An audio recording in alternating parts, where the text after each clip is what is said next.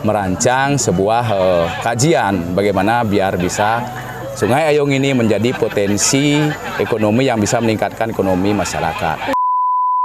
Wahana, edukasi, alam, dan tumbuhan langka Bantaran Ayung yang disingkat dengan Watulaba.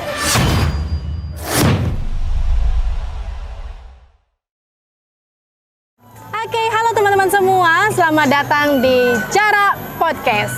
Nah, jadi pada kesempatan kali ini kita berada di Bantara Sungai Ayung dan tentunya pada podcast kali ini kita akan mengulik-ngulik bagaimana proses demi proses terbentuknya Bantara Ayung ini sehingga pada saat ini dan pada hari ini ada festival yang begitu luar biasa sekali dilaksanakan di Bantara Ayung ini gitu ya. Jadi pada kesempatan yang baik ini kita sudah menghadirkan Bapak Ketua BPD Desa Kesiman Petilan dan juga anggota dari LPM Desa Kesiman Petilan yang akan kita tanyakan dan akan kita ulik-ulik sedikit gitu ya mengenai bagaimana proses dari terbentuknya Bantara Ayung ini. Oke, selamat sore Bapak. Selamat sore, Om Swastiastu. Terima kasih Bapak sudah menyempatkan untuk bisa bergabung di podcast ini. Dan pada kesempatan ini mungkin akan ada beberapa pertanyaan mengenai Bantara Ayung ini. Nah, yang dimana kita ketahui bahwa Bapak Ketua BPD sendiri merupakan tokoh yang mencetuskan gitu ya, mungkin ya bisa dibilang sebagai founder dari terbentuknya Bantara Ayung ini. Nah, mungkin di sini pertanyaan yang pertama, bagaimana sih Pak silsilah mungkin ya bisa dibilang awal dari terbentuknya Bantara Ayung ini? Mungkin bisa dijelaskan Pak. Oke, sebelum tiang mulai, Om Swastiastu. Tiang Wayardito, Ketua BPD dari Kesiman Petilan yang kebetulan mewakili pemerintahan desa karena Pak Berbekal berhalangan hadir dan juga Ketua LPM berhalangan hadir dan kebetulan ada anggota yang mendampingi kami untuk podcast kali ini. Ya sedikit tidaknya menjelaskan sedikit gambaran kenapa ada Bantara ini kan gitu. Kita balik lagi ke belakang, sebenarnya kita awal dari ke belakang bahwa proses bentuknya ini sebenarnya berasal dari tahun 2019 saat itu dalam penyusunan RPJM yaitu Rencana Pembangunan Pemerintahan Desa 2019 sampai 2025 itu awalnya dan kita memang berniat pembangunan kita dalam periode ini adalah pembangunan yang berwawasan lingkungan. Jadi kita seperti diketahui kita mempunyai dua potensi sungai yang berada di sisi barat ke Desa Kesiman Petilan dan sisi timur Desa Kesiman Petilan. Di sebelah baratnya ada Tukat Bindu dan di sebelah timurnya ada Tukat Ayung dan semua sungai itu menuju hilir yang namanya Pantai Pedanggala. Nah, itulah kekuatan potensi alam dari Desa Kesiman Petilan itu lumayan. Inilah yang menjadikan kita bahwa kalau kita tidak gunakan potensi ini akan sangat kita menyesal ke depannya. Dan disayangkan karena Bapak BPD sendiri tahu bahwa kita memiliki tempat-tempat yang memang akan sangat berguna ke depannya dan akan memberikan impact yang sangat bagus gitu ya. Dan kebetulan di Tukat Bindu itu sendiri kan sudah ditata, sedemikian rupa sudah. Artinya secara modern sudah ditata sebelumnya oleh Yayasan Tukat Bindu namanya. Nah, yang kita di sebelah timur ini yang belum gitu. Dan kebetulan pada saat itu kita lihat memang hamparan dari bantaran ini sangat alami vegetasinya dan sangat banyak mata air yang perlu selamatkan dan masih ada mata air yang hidup dan debitnya lumayan sekali. Nah, masalahnya karena kita menganggap sungai ini dulu adalah belakangnya desa, itulah yang membuat banyaklah masyarakat yang membuang sampah. Itu yang menjadi itikat dari pemerintahan desa dan warga desa mengusulkan bahwa bagaimana kalau Bantara ini kita mulai kita tata, mulailah kita merancang sebuah kajian bagaimana biar bisa Sungai Ayung ini menjadi potensi ekonomi yang bisa meningkatkan ekonomi masyarakat. Sebagai tempat yang tidak hanya untuk rekreasi juga tapi juga tempat sebagai untuk bisa meningkatkan UMKM di Desa Kesiman Petilan dan juga memberikan ruang ya untuk masyarakat dan generasi-generasi muda tentunya, apalagi dibentuk ada center point ya. Nah, dalam proses pembentukan ini mungkin apakah Bapak Ketua BPD dibantu oleh komunitas-komunitas atau justru membentuk komunitas khusus gitu di Kesiman Petilan ini? Baik, kita cerita sedikit. setelah kajian gitu kita bikin, kita ada kajian potensi itu, makanya kita mulai mengumpulkan nih warga-warga yang memiliki bantaran, karena tidak mungkin kita melakukan sesuatu di areal pemilik lahannya tidak tahu kan gitu. Kita harus jadi mengumpulkan. Ini masih di areal warga, ada beberapa yang masuk areal yang dulunya memang kalau Bali kan ada dipagari kan. Artinya kita mulai mengumpulkan sehingga ada komunikasi yang aktif dan cukup gesit kita lakukan pada saat itu, dan mereka rata-rata semua sudah mengizinkan. Maka kita mulailah tahun 2020 itu melakukan sebuah kegiatan yang namanya PKTD. PKTD itu sendiri namanya Padat Karya Tunai Desa. Kita menggerakkan seluruh masyarakat untuk melakukan kegiatan satu, pembersihan areal sungai dan bantaran sungai. Yang kedua, kita membuat jalur inspeksi sampah sebenarnya yang sekarang bisa menjadi jalur trekking yang bisa dinikmati oleh warga. Nah, yang ketiga, kita menanam pohon-pohon langka, pohon yatnya, dan pohon usada Bali. Yang kebetulan dari area bantaran ini kita memungkinkan untuk itu. Tujuannya adalah satu, untuk menjaga keseimbangan air tanah ini agar tetap terjaga di bantaran, sehingga mata air yang tersebar dari bantaran ini yang ada di sebelah sisi sungai ini tetap terjaga. Jadi itu tujuannya sebenarnya dari PKTD itu. Nah, PKTD itu berjalan dan terbentuklah trekking alami ini, artinya jalur inspeksi yang juga bisa menjadi trekking, dan yang cara Bali bilang tempat meseliahan, jalan-jalan pinggiran sungai ya, gitu bisa sambil mungkin di pancorannya airnya ngalir, bisa sambil keluar meseriugan. Dan kalau tidak salah juga pancoran ini, sumber mata air ini juga masih digunakan sebagai mata air yang alami dari masyarakat di sekitar itu yang itu memang sudah digunakan, dan perlu kita jaga kebetulannya. Kalau tidak ada perhatian kita, mungkin sudah akan dibabat habis oleh bangunan-bangunan. Itulah kita desa hadir agar sedapat mungkin kita sudah membuat jalur infeksinya, sedapat mungkin kita tanami lagi penghijauannya sehingga bantaran ini kembali hijau dan terjaga keseimbangan air tanahnya. Dan kita harapkan sih nanti ke depan anak-anak cucu 20 tahun lagi, anak cucu kita bisa menyempi bantaran yang dihiasi dengan pohon-pohon langka, pohon-pohon yatnya, pohon-pohon yang usada Bali, mata airnya masih mengalir, yang ke depannya bisa menjadi edukasi.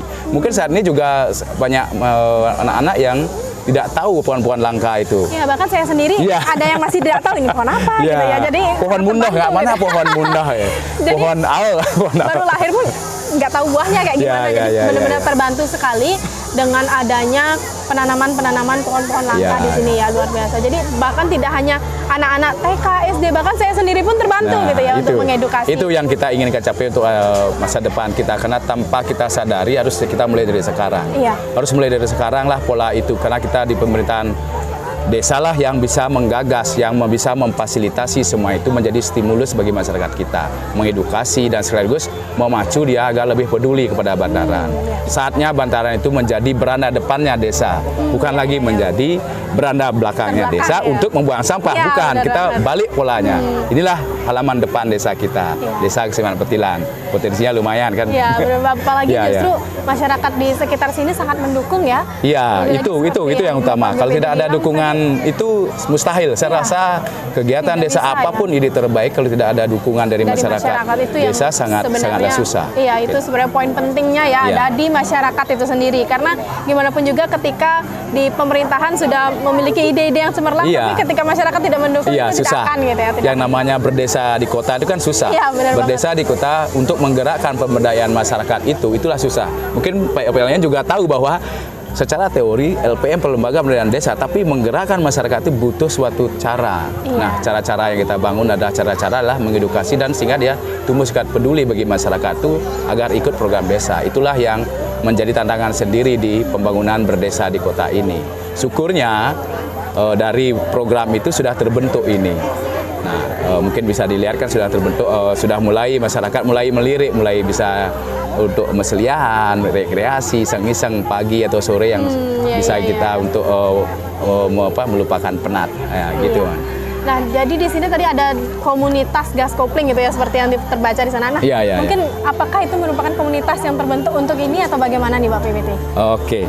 Ini menarik. Jadi dari cerita yang dulu itu menarik bahwa kita sudah membentuk bantaran ini sedemikian rupa, menatanya dengan infrastruktur yang ada. Nah, kita berpikir saat tahun 2021 ini, Bang. siapa yang akan gunakan untuk menjaga ini? Kalau cuma mengandalkan dari pemberdayaan masyarakat kan bisa aja tidak ada yang ngawasi. Jalan-jalan yang kita bentuk itu akan tentu ada cucuran runtuhan daun-daun banyak makin kotor lagi sehingga orang takut jadinya. Inilah muncul ide dari teman-teman yang juga peduli tentang ini membentuk komunitas gas kopling yang namanya yaitu Gerakan Aksi Sosial Komunitas Peduli Lingkungan. Dan kebetulan teman-teman yang bergabung di situ ada di 4 KPS Komunitas Peduli Sungai. Kita bentuk 4 KPS itu yaitu Bula Empul di sebelah utara sungai ini, di KPS Bantara Ayung yang tempat kita podcast, kemudian KPS BCT, Bindu sisi timur, kemudian ada sungai lagi satu yang di Kedaton namanya KPS Tukar Kendung. Itulah kita ajak untuk menjaga, mengawal bagaimana pembangunan berwawasan desa kita biar bisa selama ini terjaga. Itu yang kita gunakan, selalu membuat gerakan-gerakan secara berkala untuk pembersihan sungai, pembersihan bantaran yang ada di Sungai Kesiman Petilan ini. Iya, karena benar banget kalau misalkan tidak ada yang menjaga, ketika ada sampah daun gitu ya, tidak ada yang membersihkan, itu akan membuat kawasan ini mungkin yang awalnya sudah bersih akan kotor kembali gitu ya. Karena seperti yang saya ketahui dulu ini benar-benar rimbun sekali gitu ya. Jadi, lobong namanya. Ya, lobong gitu ya. Jadi, takut orang kesini ya. Anak-anak kecil itu bahkan tidak berani gitu, apalagi siang-siang. Gitu. Tapi sekarang sudah terbentuk seperti ini, luar biasa sekali. Terlebih lagi kalau misalnya kita menyusuri trekkingnya ke selatan ini teman-teman, luar biasa pemandangannya. Iya, ada air terjun. Air terjun. Wow, itu ada terjun di perkotaan ya. Iya, air terjun di perkotaan. Jarang-jarang kan ya teman-teman semua menemui air terjun di perkotaan. Itu. Nah, jadi dengan adanya ini benar-benar sangat sudah sudah disusun sedemikian rupa ya, benar. Ya, dari tahun 2019 sampai sekarang di tahun 2022 ini baru bisa terrealisasikan secara betul-betul gitu ya, yang dimana step by stepnya sudah dimulai dari 2019. Nah, setelah itu nih dengan sudah terbentuknya ini, apa sih harapan gitu mungkin ya, harapan ke depannya dan mungkin bisa yang bisa diterima gitu, atau bisa dibilang output dan juga input gitu dari terbentuknya Bantara ini. Baik, untuk input kan dari tadi itu input kita dari masyarakat itu sudah ada, kemudian outputnya sebenarnya pertama dari komunitas gas kopling itulah kita menyepakati nama bikin Bantara Ayung. Bantara Ayung sendiri namanya Bantaran Art Space Ayung. Nah, jadi kita menggunakan tempat ini sebagai sekaligus ruang untuk berkreasi masyarakat kita, ruang untuk UMKM yang bertumbuh, dan sekaligus sebagai center untuk menumbuhkan kepedulian kita untuk menjaga selama bantaran ini dari sampah. Artinya itu yang kita inginkan. Jadi, 2002 inilah tonggaknya ini di bulan Bakti LPM inilah kita menggunakan momen untuk meresmikan atau mengukuhkan bahwa konsep Bantara Ayung ini kita resmikan sebagai wahana edukasi alam dan tumbuhan langka Bantaran Ayung yang disingkat dengan Watulaba. Yang mungkin besok kita disampaikan oleh kebetulan Bapak Wali Kota agar kita nggak bisa bergerak di desa tanpa dukungan dari pusat. Makanya kita mengundang beliau untuk agar berpihak dengan pembangunan ini. Kapan lagi kita memiliki alam yang begini di perkotaan, itu yang ingin kita tumbuhkan. Karena bagaimanapun juga Bantara Ayung ini beliau juga ya yang memiliki gitu ya sebagai pusatnya gitu dari tatanan pemerintahan di Kota Denpasar gitu. Jadi kita benar-benar sangat perlu dukungan dari Bapak Wali Kota sendiri, dan kebetulan besok Bapak Wali Kota akan hadir langsung untuk meresmikan Bantara Ayung ini. Luar biasa sekali. Dan apakah dari terbentuknya ini mulai dari mungkin ada PKTD itu dari step by stepnya, apakah ada hambatan atau mungkin kendala yang dialami atau yang didapatkan gitu oleh teman-teman yang bergerak di sini untuk dalam proses pembentukan Bantara Ayung ini? Iya, hambatan pasti selalu ada ya, artinya hambatan dari alam karena kita kepercayaan Bali ya, kepercayaan Bali Hindu Bali yang bilang bahwa kan dulu tukar itu tengat. Itu tengat itu pertama kali hambatan yang mental block itu harus kita ubah. Jangan sampai hanya karena tengat kita justru mengotorinya. Konsep juga kita ubah. Yuk, memang tengat tetap, tapi kita harus bersihkan agar mengedukasi warga, ayo kita bersihkan tempat tengah itu biar menjadi sesuatu yang enak kita lewati, jangan sampai kita menjadi kumuh. Itu yang kita edukasi masyarakat. Dan hambatan lain juga ada beberapa memang dari pemilik lahan yang memang belum tahu namanya kita mau jalan ke depan lokasinya kan harus kita permisi dulu dengan si pemilik lahan itu. Nah, inilah pemilik lahan kan tidak mengerti. Pertama memang untuk apa tujuannya, setelah kita edukasi bahwa ini sebenarnya sementara untuk inspeksi sampah dan sama-sama untuk menjaga sampah, akhirnya mereka mendukung. Apalagi setelah tahu seperti ada terbentuk begini, mereka sangat antusias sekali, mengharapkan sekali bisa nggak tempat ini ke depannya menjadi sebuah destinasi. Bisa nggak tempat ini sebuah destinasi wisata yang bisa mendatangkan income dari mereka, income dari bagi UMKM yang ada tumbuh di sini, agar bisa menikmati juga hasilnya. Itu yang ingin dia inginkan dan pemerintah desa inginkan, outputnya itulah kita inginkan agar UMKM kita bertumbuh dari tempat center point yang namanya Bantara Ayung ini. Itu yang ini. Nah, hambatan-hambatan itu sudah kita bisa lewati sehingga sekarang ya namanya program sampai sekarang jadi hambatan itu sudah kita bisa hadapi. Gitu. Nah, selain adanya Big Craft Festival ini, apakah Bantara Ayung ini sudah sebelumnya sempat digunakan untuk acara apa gitu mungkin sebelumnya yang Bapak BPD ketahui? Sebenarnya Bantara Ayung ini sudah kita gunakan untuk tempat berkumpul. Kemarin kita sempat ada lomba desa ya. Iya. Lomba desa salah satu inilah yang kita gunakan sebagai inovasi desa, sebagai buah program pemberdayaan dari kewilayahan yang dimotori oleh LPM, ketua LPM-nya. Kalau tidak ada ketua LPM yang itu Jeromangku Desa kebetulan. Iya. Jadi dia yang menggerakkan itu juga saya tambahkan di sini, beliau sangat sebagai eksekutor dalam program ini menggerakkan masyarakat dari awal. Kita ajak menggerakkan masyarakat UPKTD itu mengawasi, merencanakan, apalagi semua Jeromangku Desa itulah yang ketua LPM bersama LPM yang ada menggerakkan ini. Dan di lomba desa itu kita hadirkan sebagai inovasi desa kita. Dan konsep Watulaba itu pun kita sudah hadirkan di lomba desa itu sebagai program inovasi desa. Iya, benar-benar untuk membranding desa kita gitu. Iya, benar-benar. Kalau tanpa branding desa, siapa yang mengenal Kesiman Petilan gitu, Man? Itu tadi ide yang sudah tersusun sangat rapi sekali, sudah sangat apik sekali, sudah disusun dari jauh-jauh bahkan dari tahun 2019 gitu ya. Di mana agar nantinya bisa menjadi bisa dibilang garda terdepan lah untuk Desa Kesiman Petilan gitu, agar Desa Kesiman Petilan semakin dikenal oleh masyarakat, di mana harapannya begitu. Ya benar banget harapannya gitu ya. Begitu. Dan Desa Kesiman Petilan ini memiliki suatu potensi yang sangat luar biasa karena tidak hanya dari segi kebudayaan yang kita miliki ya, yang biasanya kita potensi kenal itu alam kita dikenal dengan kebudayaan yang kental gitu, tapi di sisi lain kita juga memiliki alam yang begitu luar biasa indahnya gitu ya. Dan terlebih lagi ada tokoh-tokoh di mana ada Bapak Ketua LPM, Bapak Ketua BPD yang memang sangat benar-benar mensupport dan terjun langsung untuk menggerakkan masyarakat yang ada di sini sehingga semua masyarakat sangat mendukung acara ini gitu ya. Nah, mungkin terakhir nih Bapak BPD, pertanyaan terakhir. Harapan kedepannya untuk masyarakat dan juga seluruh lapisan yang ada di Desa Kesiman Petilan ini, bagaimana sih harapannya untuk Bantara Ayung ini gitu?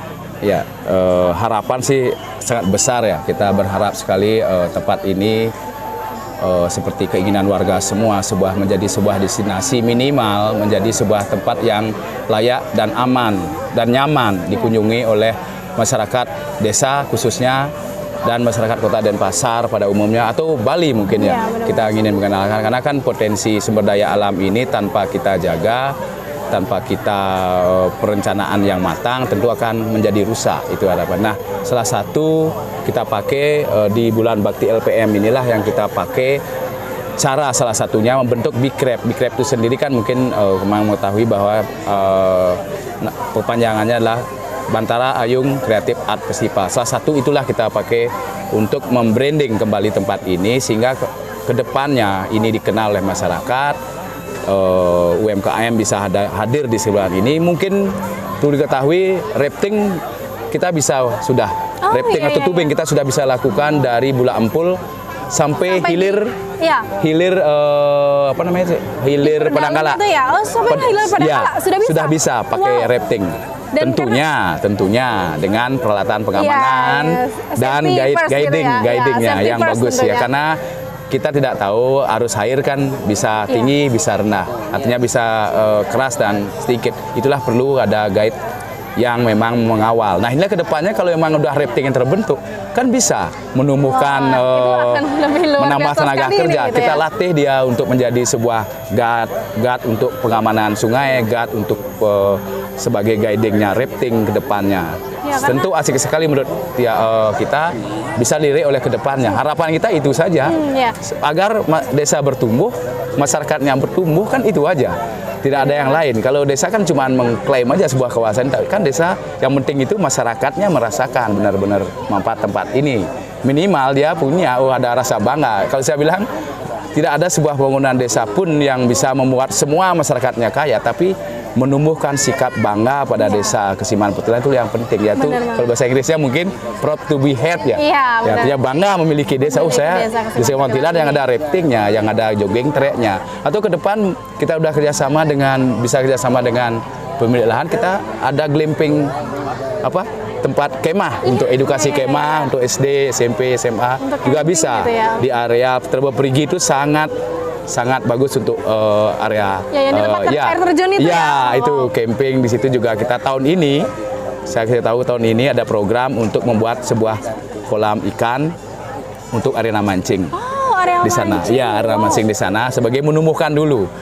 Karena anggaran terbatas di pemerintah desa, itulah kita tumbuhkan. Sedikit-sedikit selain melanjutkan lagi trekking menuju Puro Musen. Itu harapan kita. Kalau saya ngomong gini pasti sangat optimis sekali ya kelihatannya. Tapi tetap tanpa dukungan dari semua masyarakat, anggaran dari desa, anggaran di pemerintahan kota tentu mustahil untuk itu, Mang. Itu kita harapkan. Dan sebelumnya juga saya sudah sempat ikut tubing ini dan luar biasa sekali itu. Kita mengikuti arus airnya sampai ke hilirnya, luar biasa banget teman-teman.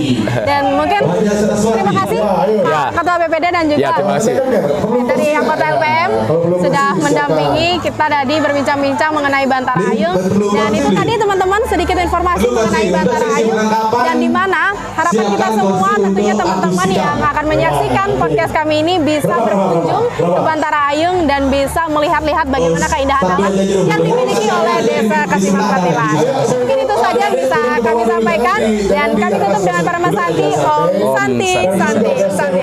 Terima kasih.